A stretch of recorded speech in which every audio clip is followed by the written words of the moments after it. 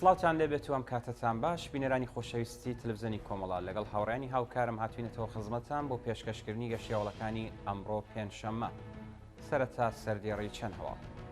مانگرتنی دوکاندارانی پاساژی بانکای ئابیدەر لە سنە، دەست بەسەرکردنی دوو هاوڵاتی لە پیرانشار، داخوازی ڕێکخراوی لێبوردنی نێودەوڵەتی بۆ کۆتایی هێنان بە سەرکوتی ژنان لە ئێران، پەسەندکردنی لایەحەی دانانی سوپای پاسداران لە لیستی ترۆریسمی کانەدا، ئیدانەکردنی حکمی ئادامی تومات ساڵحی لەلایەن نێونەرانی مافی مرۆڤی 11 وڵات و خۆپیشاندانی خەڵکی وروپا دژ بە تند و تیژی ڕاسیستەکان.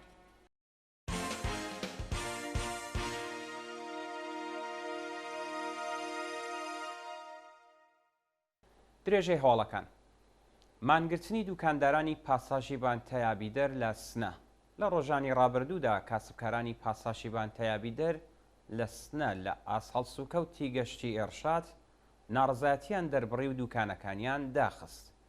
بە وتەی ناڕازیان گوشارەکانی گەشتی ئێرشاد بۆ سەر هاوڵاتیان هێندە زۆر بووە کە لەسەر داهاتی کاسبکاران کاریگەری داناوە، ڕێژەی کڕیاران کەمی کردووە. گەشتی ئێرشاد لە شەقامەکانی سنە ئەوەندە زۆر بووە کە ئەمنیەت و ئاسایشی خەڵکی تێکداوە و خەڵک بەهۆی گوشارەکان سەردانی زۆر ناوچەی تجاری ناکەن و دوکانداران ڕوبەڕووی زیانێکی زۆر بوونەتەوە. پەیمان نوێکردنەوەی دایکانی دادخواز لە بۆکان. ڕۆژی چوارشەممە 19 گوڵان دایکانی شۆڕشی ژینا لە شاری بۆکان لە کۆبوونەوەیەکدا وێڕای ڕێزگرتن لە یادی هەموو گیانبەختکردوانی شۆڕشی ژینا پەیمانیان لەگەڵ ئاواتەکانیان نوێ کردەوە.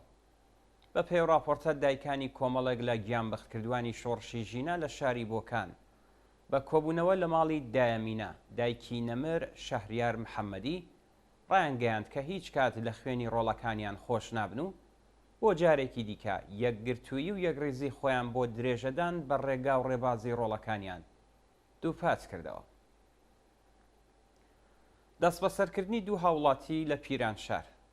ڕۆژی چوارشەممە 19 گوڵان دوو چالاکی ژینگە پارێز بە ناوەکانی حاجی بەرزە خەڵکی گوندی چیانەی پیرانشار و ئەیوب ڕەسوڵزادە خەڵکی گوندی زەنگیاوی لەلایەن ئیتلاعاتی سوپای پاسداران دەست بەسەرکراون.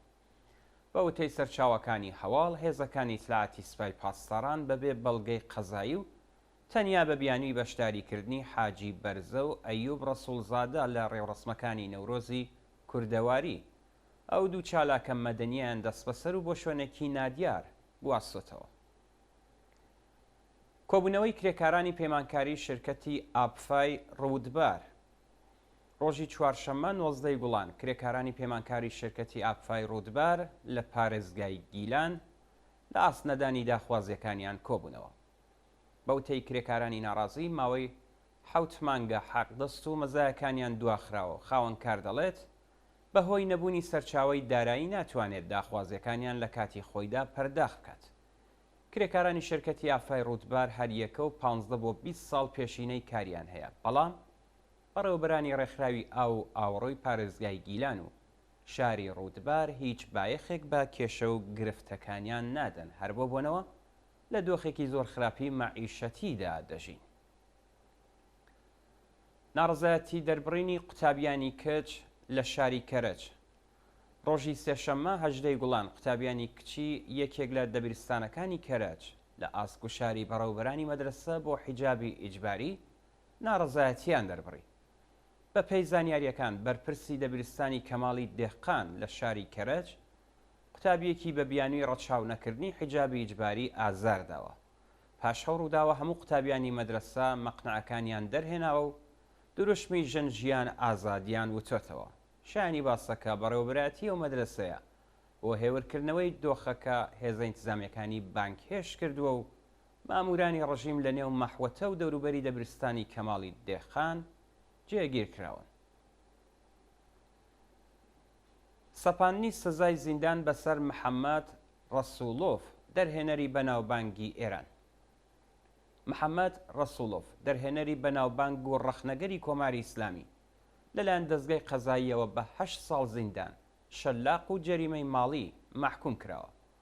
بەوتەی بابەک پاکنیە پارێزەری ئەو دەرهێنەرە لەقی 29 دادگای انقلابی تاران محەممەد ڕەسوڵۆڤ بە تۆمەتی ئیجماع و تەبانی دژ بە ئەمنیەتی نەتەوەی بە 8 ساڵ زیندان کە 5 ساڵی جێبەجێ دەکرێت، شەلاق، جەریمەی ماڵی و زەوتکردنی ئەموالی شەخسی سزاداوە.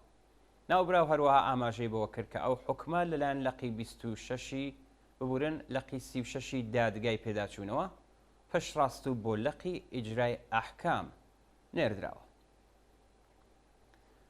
داخوازی ڕێکخراوی لێبوردنی نێودەوڵەتی بۆ کۆتایی هێنان بە سەرکوتی ژنان لە ئێران. ڕێکخراوی لێبوردنی نێودەوڵەتی بە بڵاوکردنەوەی بەیاننامەیەک خوازیاری هەوڵی خێرا بۆ ڕاگررتنی شەڕی کۆماری ئیسلامی دژ بە ژنان بوو. لەم بەیاننامەیەدا داوا لە ڕێبەرانی کۆماری ئیسلامی کراوە کە خۆیان لە سزادانی ژنان و کچان بەهۆی داواکردنی مافەکانیان بۆ سربەخۆیی، جەستەیی و ئازادی ڕادەربڕین، ئاین و بیرروڕا بە دوور بگرن. ئەم ڕێکخراوە خوازیاری هەڵوەشاندنەوەی دەستبەجێی هەموو یاسا و ڕێساکانی پەیوەست بە حیجابی ئیجباری و هەڵوەشاندنەوەی هەموو ئەو هێزانە بووە کە بەرپرسیار لە جێبەجێکردنی حیجابی ئیجباری. ڕێکخراوی لێبوردنی نێودەوڵەتی هەروەها دووپاتی کردووە کە کۆماری ئیسلامی ئەبێ بێ هیچ مەرجێک ئەو کەسانەی سەرپێچیان لە یاسای حیجابی ئیجباری کردووە و ئێستا لە گرت و خانەدان ئازاد بکات. پەسەندکردنی لایەحەی دانانی سوپای پاسداران لە لیستی تێرۆریسمی کانەدا. پارلەمانی کانەدا ڕۆژی چوارشەممە 19 گوڵان بە زۆرترین دەنگ لایەحەی دانانی سوپای پاسداران لە لیستی گروپە تێرۆریستەکانی پەسەند کرد. بە پێراپۆرتەکان مەجلسی گشتی کانەدا بە 327 دەنگی ئەرێ و بێ هیچ دەنگێکینە ئەو گەڵاڵەیی پەسەند کردووە. ئەو لایەحەیە لەلایەن کومیتەی دادگوستەری مەجلسی نێونەرانی کانەداوە پێشنیار و داوای لە دەوڵەت کرد بوو کە سوپای پاسداران وەکو ڕێکخراوێکی تێرۆریستی بناسێنێت. مانگی ڕابردوو وە پاش هێرشی موشەکی و پاهبادی سوپای پاسداران بۆ سەر ئیسرائیل، حیزبە نارەکانی جاستین ترۆدۆ و بنەماڵەی دادخوازان، نێونەرانی مەجلس و حیزبە ئۆپۆزیسیۆنەکانی ئێران گوشارەکانیان بۆ سەر دەوڵەت زیاد کرد بۆ ئەوەی سوپای پاسداران وەکو گروپێکی تێرۆریستی بناسێندرێت. ئیدانەکردنی حکمی ئەدامی تومات ساڵحی لەلایەن نێونەرانی مافی مرۆڤی 11 وڵات. نێونەرانی مافی مرۆڤی 11 وڵاتی جیهان لە بەیاننامەیەکدا سەپاندنی سزای ئەعدامیان بەسەر تومات ساڵحی بە توندی شەرمەزار کرد و خوازیاری ئازادی بێ شەرت و مەرجی بوون. هەلیل نوێر بەڕێوەبەری ڕوانگەی نەتەوەی گرتووەکان ڕۆژی چوارشەممە 19 گوڵان لە تۆڕی ئێکسپاسی لە بەیاننامەی هاوبەشی نێونەرانی مافی مرۆڤی 11 وڵات بۆ شەرمەزارکردنی حکمی ئەدامی تومات ساڵحی کردبوو. ناوبراو بە ئاماژە پێدان بە دەنگی بەهێزی توماچ بۆ خەباتی ئاشتی خوازانەی شۆڕشی ژینە، خوازیاری ئازادی هەموو بەندکراوانی سیاسی و پێدانی مافی ئازادی بە هەموو کچان و ژنانی ئێرانی بوو. ئەو 11 نێونەرەی نەتەوەی گرتووەکان داوایان لە کۆماری ئیسلامی کردووە کە بە هەموو ئەو پەیمان نامە نێودەوڵەتیانەی کە واژۆی کردووە پابند بێت و وەکو ئەندامێکی ئەو ڕێکخراوەیە هەڵس و کەوت بکات. خۆپیشاندانی کارمەندانی ڕێکخراوەکانی یەکێتی ئوروپا بۆ ئاشتی لە غەزە. کۆمەڵێک لە کارمەندانی ڕێکخراوەکانی یەکێتی ئوروپا ڕۆژی چوارشەممە 19 گوڵان لە شاری برۆکسێل کۆبوونەوە و ڕووداوەکانی غەزەیان بە مەرگی بەهاکانی ئوروپا ناوبرد. هێرشی ئەرتەشی ئیسرائیل بۆ سەر ڕەفەح و بەرزبوونەوەی ئاماری قوربانیان لە غەزە تووڕەیی و نەفرەتی کۆمەڵگای جیهانی لێکەوتوێتەوە و سەدان کارمەندی ڕێکخراوەکانی یەکێتی ئوروپا بە نیشانەی ناڕزایەتی دەربڕین لە ئاژێنۆسایدی خەڵکی فلستین لە شاری بڕکسل لە بلژیک کۆبوونەوە و ڕووداوەکانی کەرتی غەزەیان بە مەرگی بەها ئوروپاییەکان ناوبرد و ڕێپێوانی بێدەنگیان ئەنجامدا. دوا هەواڵمان سەبارەتە بە خۆپیشاندانی خەڵکی ئوروپا دژ بە توندوتیژی ڕاسیستەکان. ڕۆژی چوارشەممە 19 گوڵان خەڵکی ئازادی خواز لە 50 شاری ئوروپا لە ئاز هەڵکشانی ڕێژەی توندوتیژی ڕاسیستەکان دژ بە کەسانی ترەنس و ئەندامانی پەلکە زێڕینەکان لە یەکێتی ئوروپا ناڕزایەتیان دەربڕی. لە ماوەی 2 ساڵی ڕابردوودا حیزبە ڕاسیست و فاشیستەکانی ئوروپا بۆ جارێکی دیکە هێز و توانای خۆیان زیاد کردووە و چالاکیەکانیان لە یەکێتی ئوروپا پەرەپێداوە. ئەندامانی ئەو حیزبانە لە چەند وڵات هێرشیان کردووەتە سەر پەنابەران و کەمینە جنسی و ئاینیەکان و تا بە ئەمڕۆ چەندین کەسیان کوشتووە. ڕۆژی ڕابردوو خەڵکی ئازادی خوازی ئوروپا دژ بە چوونە سەرەوەی ئازاری ئەو گروپانە لە 50 شار خۆپیشاندانیان کرد و خوازیاری پشتیوانی یاسا لە کەمینەکە. بەڵێ ئازیزان و خۆشەویستان گەشتیۆڵەکانی ئەمڕۆتان پێشکەشکرا فەرمونون بۆ بینینی درێژەی بەرنامەکانی تلڤیزیۆنی کۆمپڵ.